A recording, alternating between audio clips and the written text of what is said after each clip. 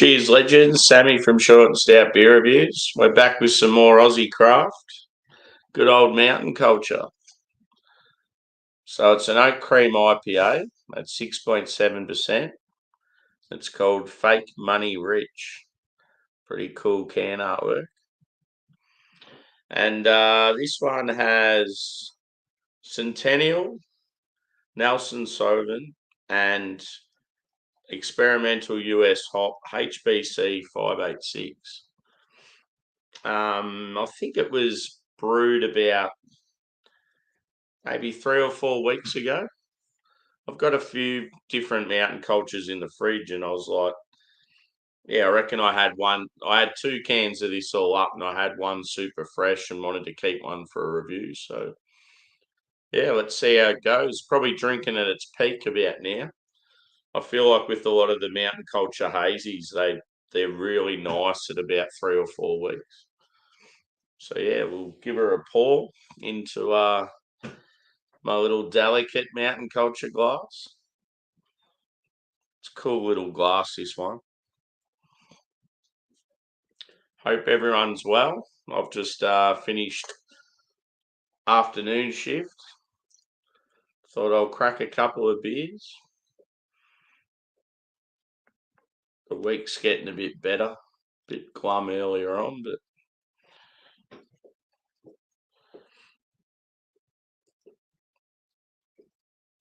so yeah, being oat cream contains lactose, sort of similar to like your what do they call them? Like a lot of the other half, and that's triples. They're yeah, I can't think what they call them over there. Anyway, so in the glass, it's like a sort of like a light orange. It's quite bright, about a 1 finger head.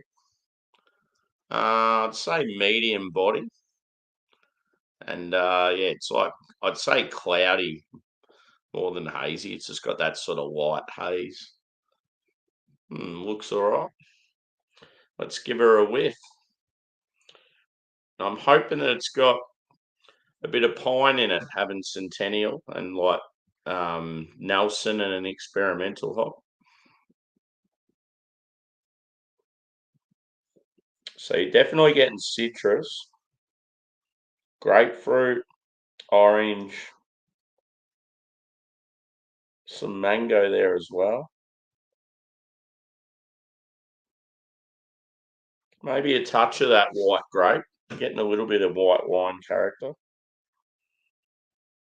I'm getting some sort of green character on the finish, like at the back, should I say.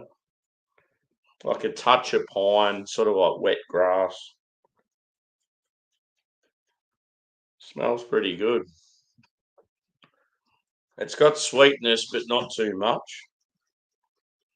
I feel like the sort of the pithy grapefruit and the green character sort of balances out the sweetness. Yeah, percentage on this one again was 6.7. So just your single. A lot of their IPAs, their limiteds are around that mark. But yeah, it smells good. It's good to have like an old school hop with a new one. Anyway, I'm going in. So cheers.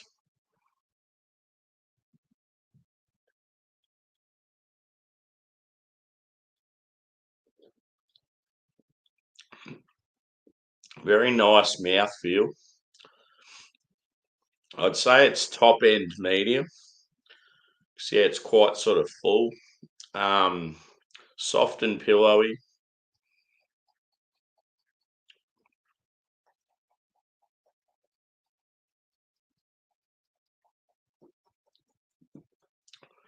It's definitely got a touch of pine there in the background.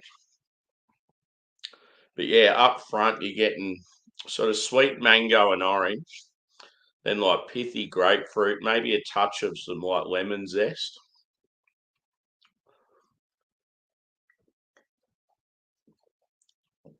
It's got a light like base. You're getting like white bread, maybe a touch of biscuit.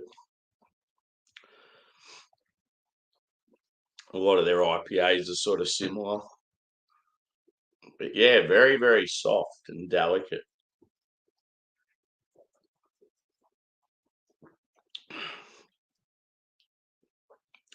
It's quite the delight.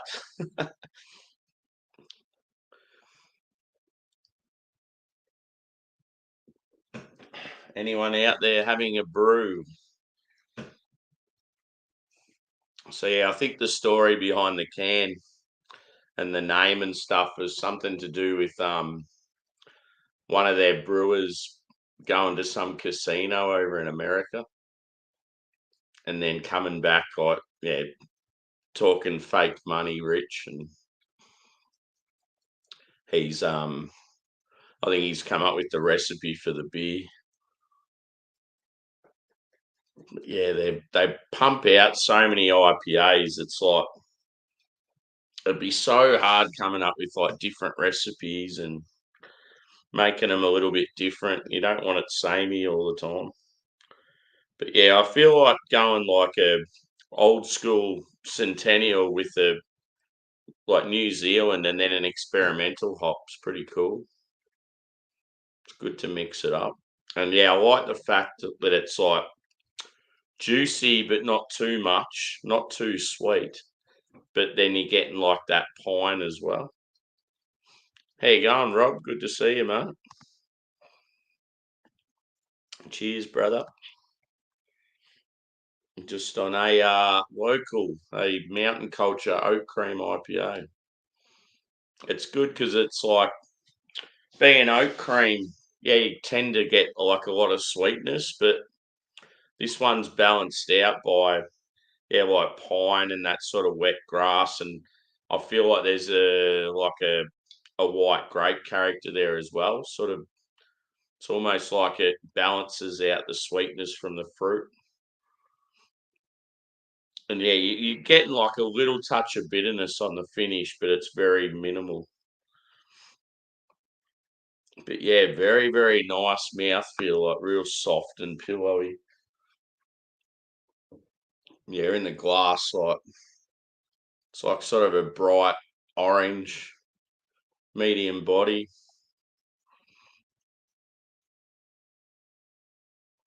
Very easy drinking.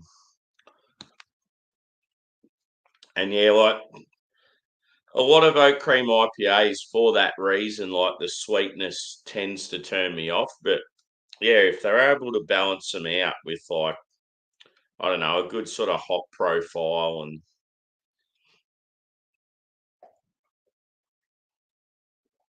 yeah, it can be too much at times. But no, they seem to do a good job. And yeah, I was just saying about other half in America. They're ones that with triple IPAs, they tend to be able to create them so they're not too sweet with the malt, and yeah, they drink a lot lighter than what they are. I feel like with yeah, so even mountain culture with some of their triple like New England styles, they're just too much. They're too sweet, too intense. But yeah, they seem to do really well with their singles and doubles. It's always good to see, like, obviously these guys mix it up with their styles, which is great. But yeah, you'll still see one or two styles where they got to sort of hone their craft more, and they're still, I don't know, you can tell they're still like learning. It's good to see breweries sort of yeah push the envelope a bit. I can't stand when they're just like pushing out the same old shit.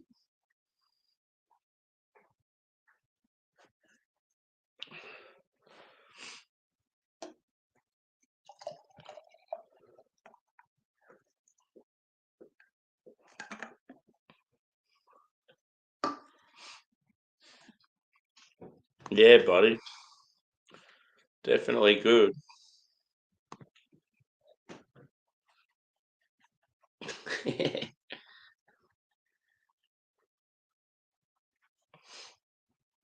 So yeah, my camera makes it look really washed out, but it's like a sort of like a medium orange.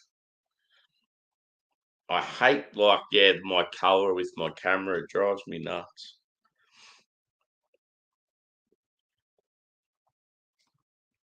Yeah,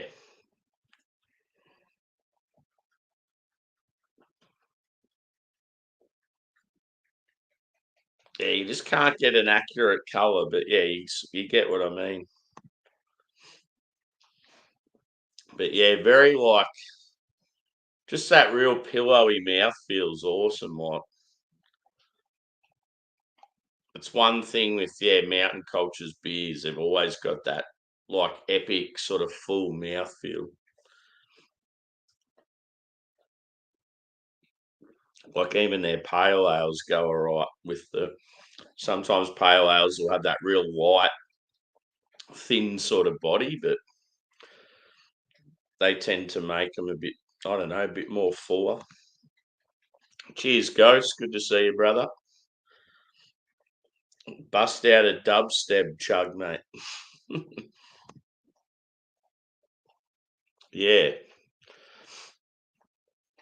Oh, yeah. Well, it's good that like when breweries use lactose. So yeah, for your like oat cream style, they call them like milkshake IPAs as well. But we have different milkshake IPA and oat cream IPA is different for us. I don't know if it's the same thing in the States or what, or in the UK, but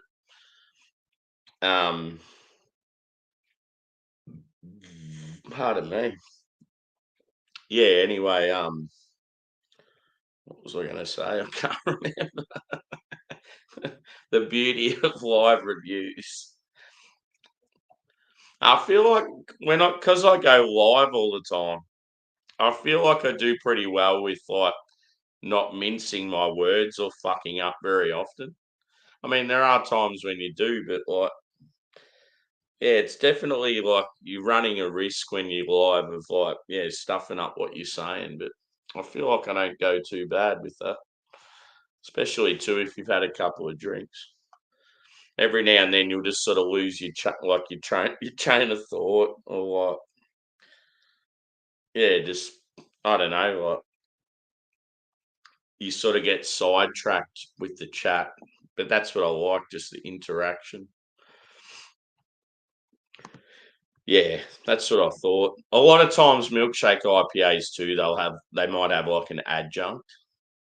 So yeah, they're very heavy on like the lactose, and then it might have like I don't know, like a raspberry or something in it as well.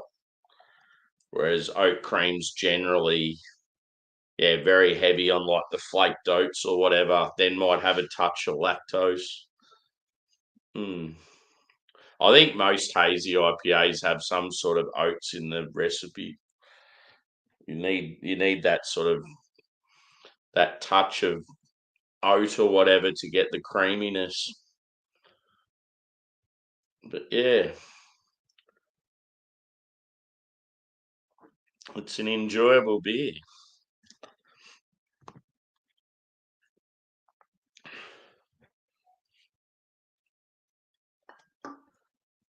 Yeah, I've probably got, I think, two more of them in the fridge. Like of two more. Actually, I've got three more mountain cultures. I've got another Westie. I've got a New England style, and then I've got an open ferment wild ale, which was a collab with Wildflower, which is one of Australia's like best like like sour breweries. That's in a big bottle. Thinking of maybe reviewing that on the weekend. It's going to be something like I either want to review on a weekend where I can sort of just slowly sip at it, or share it with someone. But that'll be awesome. Apart from that, I've got a bit of US stuff. But yeah, I really need to do a beer shop. I've got couple of different beers from that working title too, which I did the four of the other night.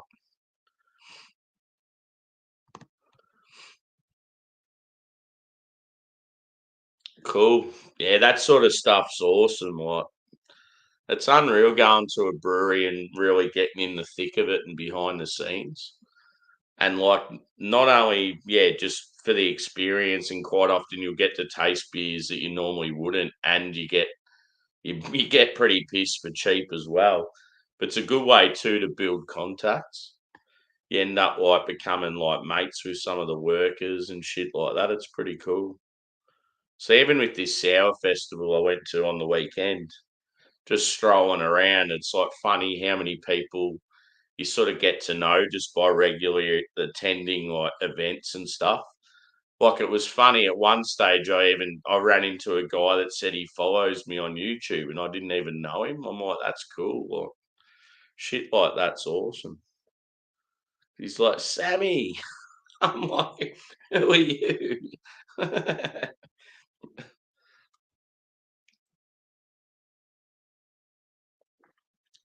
It's like if you're becoming a you're an up and coming rock star and someone like sees you in the street and it's like, oh, I love your music.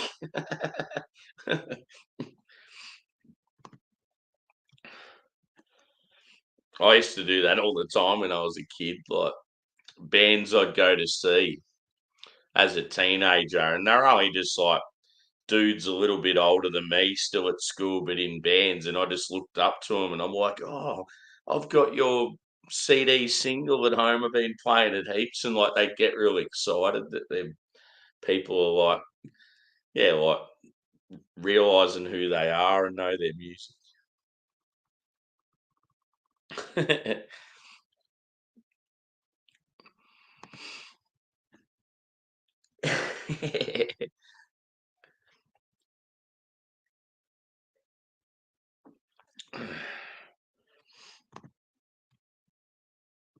It's pretty cool too to get a shout out on Rod J's the other day. I'm loving that community stuff where people are bigging each other up. It's good. I definitely got to do one of my own where I just pick out like 10 people. Like I've already pretty much got a list of who I'd have. 10 people that are under 1,000 subs that you need to sort of check out. I just think it's cool. Like, yeah, get everyone getting around each other.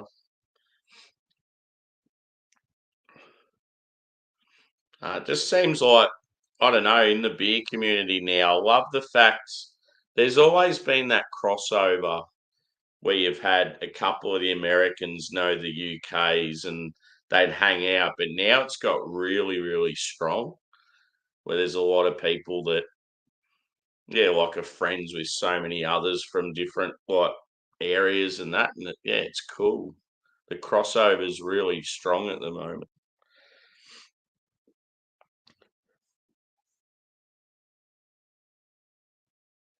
That's exactly why I love going on shows like Beer Man and stuff. Like, it's cool. I should be on there tomorrow, hopefully, but the only thing is I had shit words this week, so I'm probably gonna have a shit beer.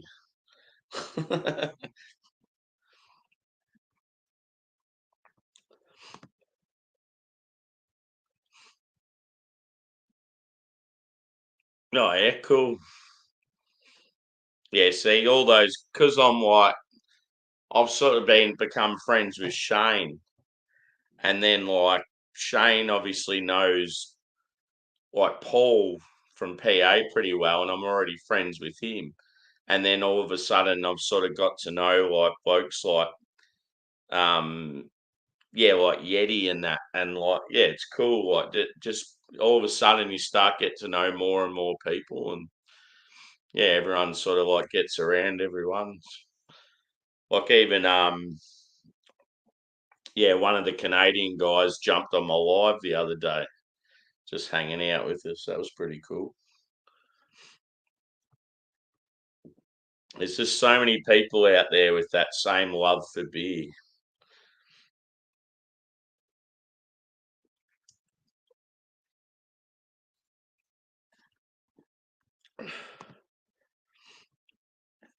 But yeah, I've finished this bad boy. Score wise for this, I'd probably go. I mean, I'm not the hazy boy I once was. I still appreciate the style when done well. This one was very nice, and I like the fact how it had that slight Westy feel to it because of the Centennial. Um, I'm going to say about a 4.4 for this. I think it's pretty good. So yeah, Fake Money Rich, it was called.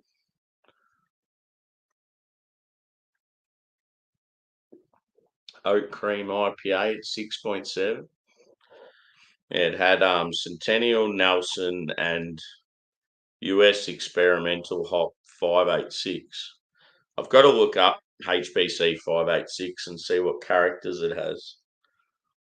I can't remember which one it is. I know one of the new ones has got a very like a berry forward sort of profile, but I reckon this is the other one. It's just cool to, yeah, so many new hops out there.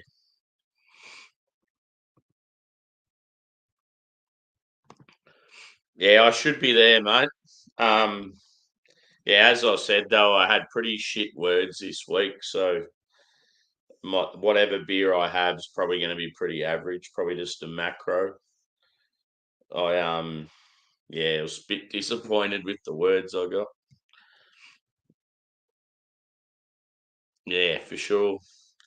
Well, for me, it'll be like bedtime soon, and then yeah, I'll get up and that's the only thing that sucks is like I have to do these shows in the morning, my time. It's fucking shit, but it's just all part of it, I guess.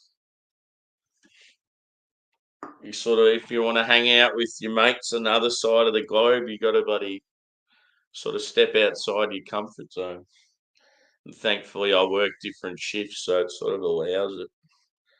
Obviously, when I work just normal daytime, yeah, I can't do any of that stuff. But yeah, tomorrow morning, which is their night, um, yeah, I can do Beer Man's show, but I can only sort of do a couple of beers because I have to work like later on in that day. Whereas when I'm on night shift, I can sort of go for it. Like that time when me and Craig were drinking for hours before it started, that was pretty funny. Anyway, I better head off. Um, yeah, thanks everyone for chiming in, especially you, Rob, with your interaction. Always good to see you, mate. And yeah, so I gave this 4.4 out of 5. Another banger from Mountain Culture. I'm not sure what I'll do tomorrow. Maybe a working title beer. I've got a red IPA. I've got a sour. I'll try and do something a little bit different. So yeah, we'll see you on the next. Cheers.